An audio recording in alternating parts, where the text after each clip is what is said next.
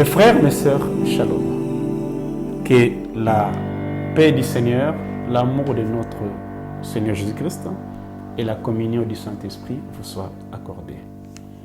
Je viens dans votre maison, dans votre téléphone, pour vous parler encore de ce programme que nous intitulons « La vie de Christ ».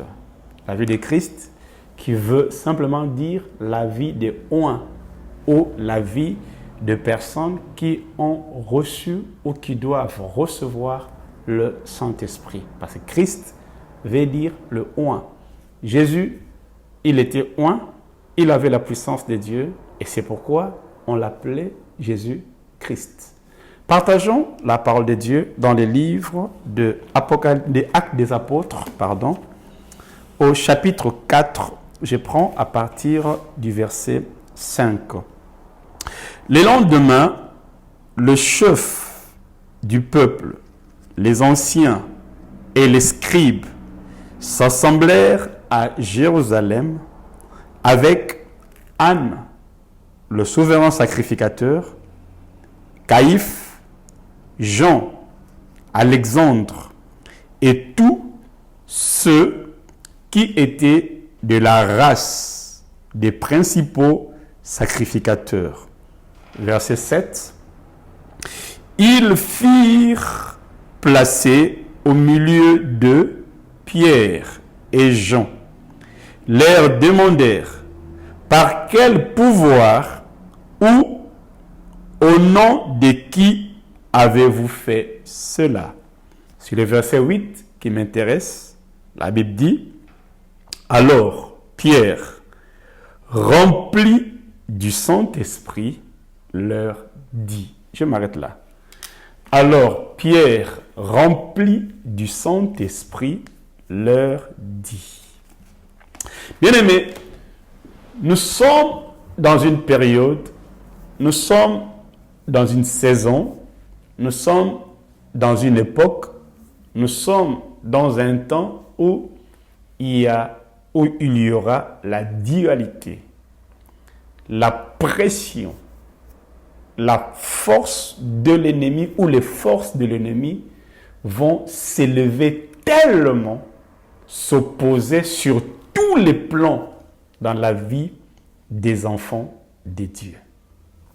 Le sujet que je vais partager avec vous, bien-aimés, c'est de faire face à la pression de l'ennemi. Juste à quelques minutes. Dans cette histoire, je peux souligner quelques points, à savoir que Pierre et Jean étaient face à des autorités élevées de leur nation. La Bible cite le chef du peuple. Les chefs du peuple sont comme des députés aujourd'hui. Les anciens sont comme des sénateurs. Il dit les scribes sont comme des magistrats, sont comme des juges, des greffiers. Il dit Anne et Caïphe, qui étaient des souverains sacrificateurs, donc des hommes d'église, des responsables, des pasteurs, des bishops, des prêtres, des moalim, dans les systèmes religieux. Il y avait Jean, il y avait Alexandre, qui étaient des personnes importantes dans les temps anciens. Et la Bible souligne, et tous ceux qui étaient de la race des sacrificateurs. Bien aimé, imaginez-vous que c'était une réunion de milliers ou de groupes de personnes. Ils n'étaient pas 10, ni 20, ni 30. C'est comme dans l'Assemblée nationale. Vous connaissez peut-être dans votre pays les assemblées nationales où il y a du monde. Et au milieu de ce monde-là, il y a deux personnes qui doivent se justifier sur quelque chose qui avait été fait. Bien aimé, imaginez-vous, devant la foule, devant les gens, la pression, la peur, parce qu'il y avait des soldats, il y avait des gardes, il y avait des puissances des nations qui étaient là. Bien aimé, je retiens une chose et je vais vous partager cela.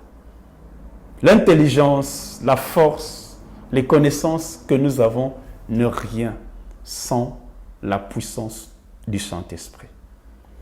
Ici, c'est le verset 8 qui est très très capital. La Bible dit, alors Pierre, rempli du Saint-Esprit, et il dit, donc, il ne se fiait pas aux relations qu'il avait, il ne se fiait pas au contact ni aux personnes qui étaient face à lui, mais il se fiait à la puissance de Dieu. Ceux qui veulent vivre la vie de Christ, bien-aimé, doivent s'habituer, doivent s'accommoder, doivent s'affectionner ou doivent s'affectionner à la personne qu'on appelle le Saint-Esprit. Et le Saint-Esprit, bien-aimé, il vous donnera, il vous dotera de sa puissance. Et face à l'adversité, face à la pression, face à l'ennemi, vous allez savoir comment vous défendre. Bien-aimé, demandez-le chaque jour. C'est comme quelqu'un qui a une voiture. Il veut aller loin. Mais s'il n'a pas de carburant dans sa voiture, même si c'est une belle voiture, même s'il y a un grand moteur, bien-aimé, ça ne donnera pas grande chose. Le Saint-Esprit, c'est une personne, mais la puissance du Saint-Esprit, bien-aimé, c'est le carburant de votre foi. C'est le carburant de votre appel, c'est le carburant de votre travail. N'ayez pas peur. Ne voyez pas le combat qui est devant vous. Ne voyez pas la calamité ni les souffrances, mais cherchez beaucoup plus que le Saint-Esprit vous remplisse. Quand vous êtes rempli de la puissance du Saint-Esprit, alors vous pouvez faire face à tous les géants qui peuvent combattre votre vie, votre mariage, votre travail, votre foyer et tout ce que vous êtes en train de faire. Que Dieu vous bénisse.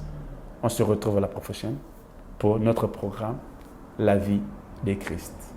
Shalom.